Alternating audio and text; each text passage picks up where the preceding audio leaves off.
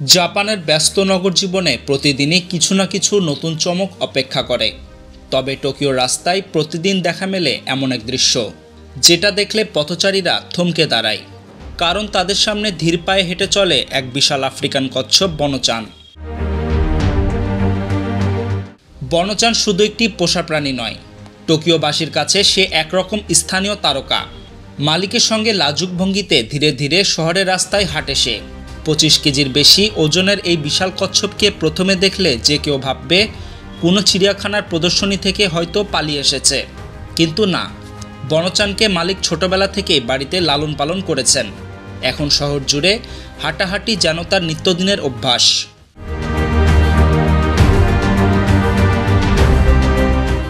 রাস্তাতে হেঁটে যাওয়ার সময় শিশুদের বিস্মিত চোখ, বয়স্কদের কৌতূহলী দৃষ্টি আর পর্যটকদের হাসিমাখা মুখ দেখে মনে হয় বনচান যেন সবার মাঝে কিছুটা হলেও আনন্দ ছড়িয়ে দেয়।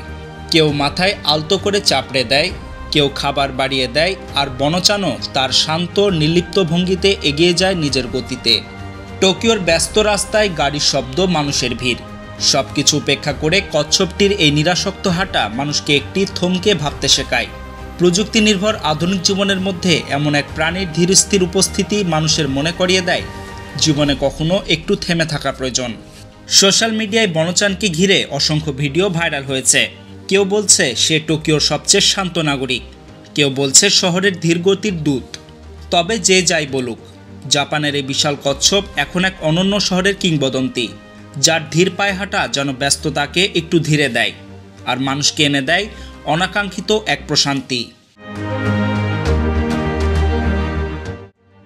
Desk report, tweet news.